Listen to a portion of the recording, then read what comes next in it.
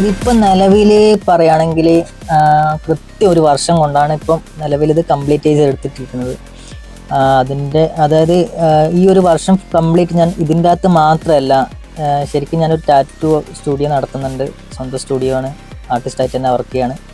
അപ്പോൾ അതും കഴിഞ്ഞ് വന്നിട്ട് ബാക്കിയുള്ള സമയത്ത് ചെയ്തെടുത്തതാണ് ഈ ഒരു വാഹനം എന്ന് പറയുന്നത്. ഇതിപ്പം നിലവിൽ ഏകദേശം 3.5 ലാക്ക് സംതിങ് ചിലവായിട്ടുണ്ട് നിലവിൽ. അത്രയും കാര്യങ്ങളാണുള്ളത് ഇതിൻ്റെ അകത്ത്. എങ്ങനെയാണ് ഈ ഒരു വാഹനത്തിലേക്ക്, ഒരു ഡ്രീം വാഹനത്തിലേക്ക് എത്തിച്ചേരുന്നത്? ഇതിൻ്റെ അകത്ത് ഇപ്പോൾ എത്തിച്ചേരുന്ന വെച്ചാൽ പൊതുവേ കുട്ടികൾക്കുള്ളതാണ്, കുട്ടികൾക്ക് മാത്രമല്ല ബോയ്സിനും കുട്ടികൾക്കൊക്കെ ഉള്ളതാണ് ഈ ഇതേപോലത്തെ ഒരു ഡ്രീം കാറ് സ്വന്തമാക്കുക എന്നുള്ളത്. അപ്പോൾ ഡ്രീം കാർ ഇത്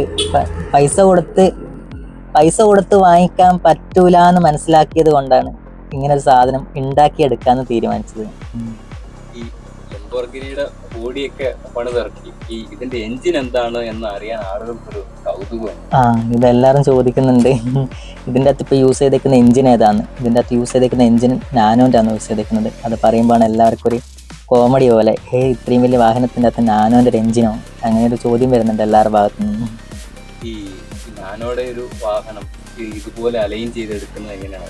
ഭയങ്കര ബുദ്ധിമുട്ടുള്ള കാര്യമാണല്ലോ. അത് എങ്ങനെയാണ് അത് അലൈൻ ചെയ്തെടുത്തത്? അത് പറയുകയാണെങ്കിൽ കുറേ ബുദ്ധിമുട്ടുണ്ടായി. ഇത് ഒറ്റയ്ക്ക് ചെയ്യുന്നതുകൊണ്ട് അതിൻ്റെ ഒരു ബുദ്ധിമുട്ടും ഉണ്ടായിരുന്നു. ഇത് അലൈൻമെൻറ്റ് എന്ന് വെച്ചാൽ ഈ ലോവർ റാമ്പ്, അപ്പർ റാമ്പ്, അതുപോലെ സസ്പെൻഷൻ കാര്യങ്ങളൊക്കെ ഓരോ ബൈക്ക് ഇതിൻ്റെ അകത്ത് യൂസ് ചെയ്തേക്കുന്ന സസ്പെൻഷൻ എന്ന് പറഞ്ഞാൽ ബാക്ക് എൻജിൻ വരുന്ന ഭാഗത്ത് യൂസ് ചെയ്തിരിക്കുന്നത് പൾസർ ബൈക്കിൻ്റെ 2 എണ്ണം വെച്ചിട്ട്, ഒരു സൈഡിൽ 2 എണ്ണം വെച്ചിട്ടാണ് യൂസ് ചെയ്തേക്കുന്നത്.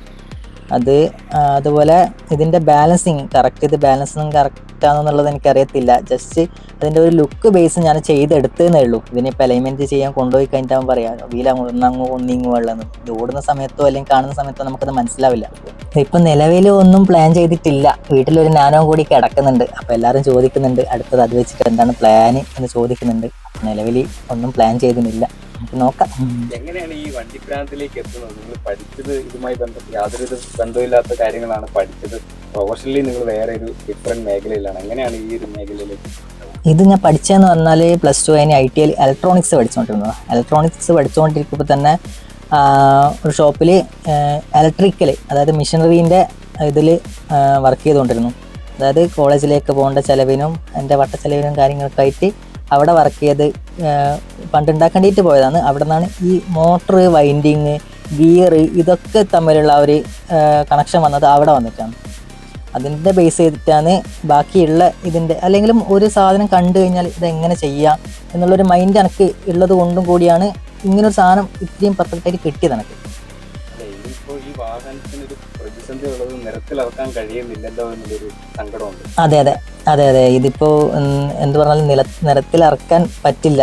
കാരണം നമുക്ക് കേരളത്തിൽ പൊതുവെ അറിയുന്നതാണ് ആൾട്രേഷനും മോഡിഫിക്കേഷനും ഇല്ലീഗലാണ്. അതുകൊണ്ട് തന്നെ ഈ ഒരു വാഹനം എനിക്ക് ഒരു തരത്തിലും റോഡിലേക്ക് ഇറക്കാനുള്ള അനുമതിയില്ല.